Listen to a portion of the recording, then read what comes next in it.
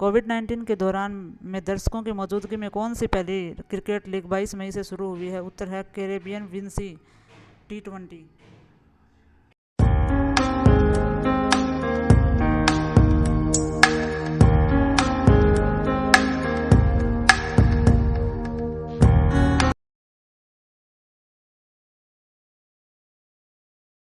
Hello friends, मैं Amita next vision के YouTube platform पर आपका हार्दिक अभिनंदन करती हूँ। दोस्तों, आज हम 24 मई 2020 का करंट अफेयर डिस्कस करने वाले हैं। 24 मई 2020 का करंट अफेयर डिस्कस करने से पहले देखते हैं कि 24 मई की इतिहास के पन्नों में क्या महत्वपूर्ण बातें रही हैं। तो आइए देखें इतिहास के पन्नों में 24 मई। 24 मई 1986 को मार्गरेट थैचर इजराइल का दौरा करने वाली पहली ब्रिटेन की प्रधानमंत्री बनी। 2002 में रूस और अमेरिका ने मास्को संधि पर हस्ताक्षर किए थे। 2003 में आज ही के दिन इजराइल के प्रधानमंत्री एरियन शेरोन ने पश्चिमी एशिया शांति योजना को स्वीकार किया था। 2004 में आज ही के दिन उत्तर कोरिया ने मोबाइल फोन पर प्रतिबंध लगाया था। 2013 में आज ही के दिन राफेल कोरिया ने तीसरी बार इक्वेडोर के राष्ट्रपति पद की शपथ ली थी। और अब आज का करंट अफेयर, हमारा पहला टॉपिक है कोविड-19 की वजह से आरबीआई गवर्नर ने जीडीपी ग्रोथ रेट नेगेटिव रहने की संभावना जताई है। भारतीय इतिहास में इससे पहले नेगेटिव ग्रोथ रेट कब आया था? तो उत्तर है वर्ष 1979 में।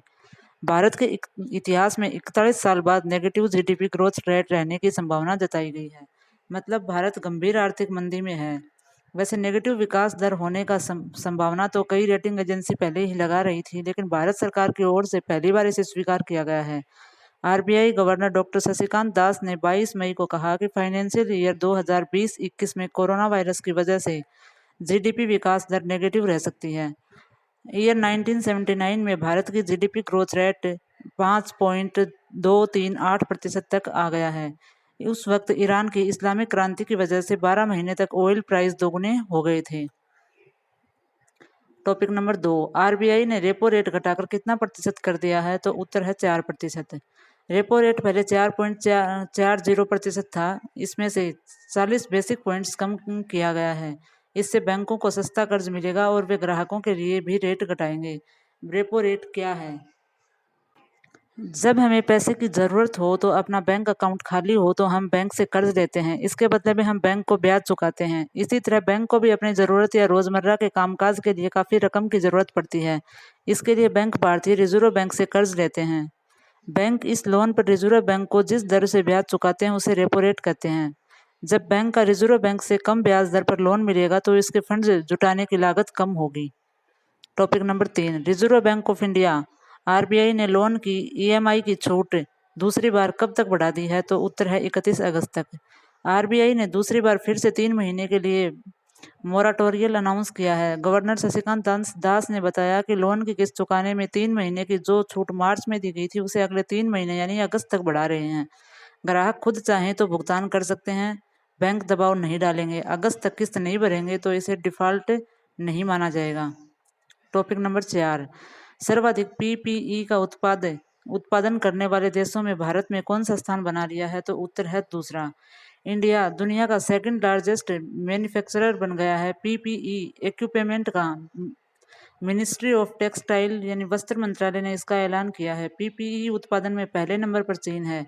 इसके बाद अब भारत है। भारत ने यह स्थान 2 महीने में बनाया है।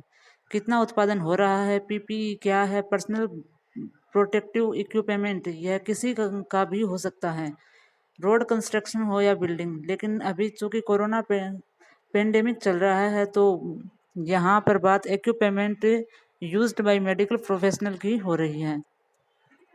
टॉपिक नंबर 5, किस देश ने ओपन स्काइज ट्रीटी से अलग होने का ऐलान किया है, जिसके तहत एक देश दूसरे देश की मिलिट्री की हवाई निगरानी में छूट है?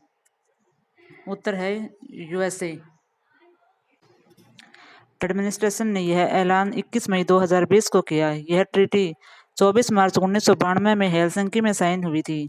संधि में 34 देश शामिल थे। यह संधि 2002 में लागू हुई थी। इसके तहत ट्रीटी में शामिल देश एक दूसरे देशों में प्लेन यानी एयरक्राफ्ट से मिलिट्री एक्टिविटीज की जांच कर सकता है।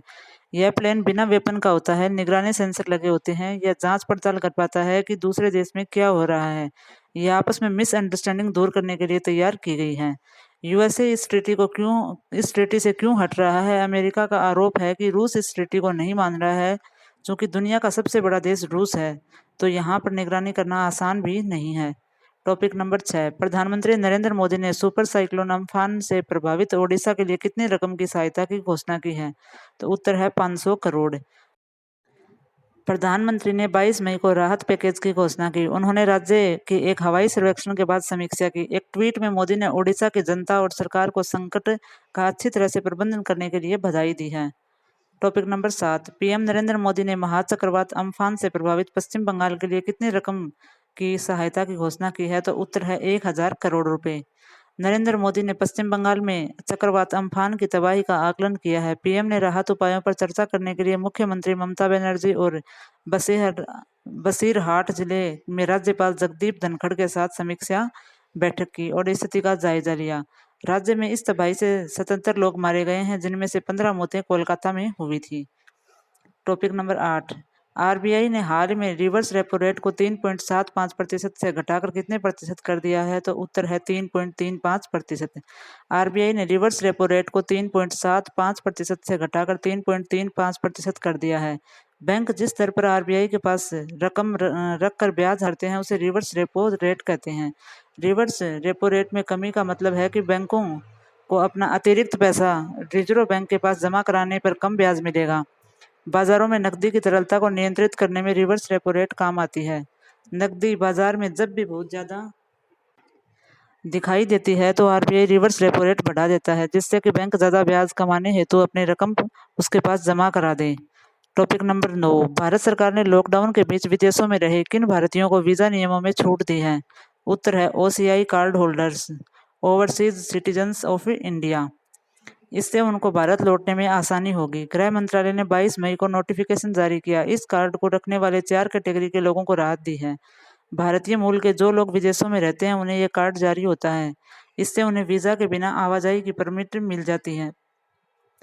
मिल जाती है। कोविड-19 की वजह से सरकार ने पिछले दिनों विदेशों से आवाजाही के नियम सख्त कर दिए थे।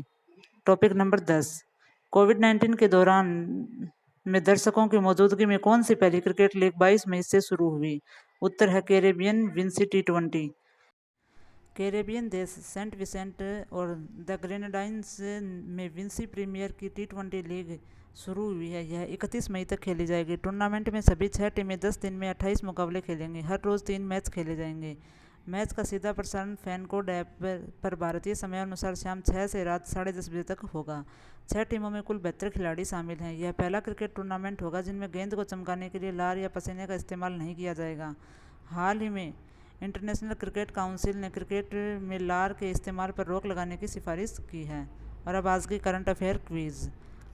क्वेश्चन नंबर 1, कोविड-19 की वजह से आरबीआई गवर्नर ने जीडीपी ग्रोथ रेट नेगेटिव रहने की संभावना जताई है। भारतीय इतिहास में इससे पहले नेगेटिव ग्रोथ रेट कब आया था? तो उत्तर है वर्ष 1979 में।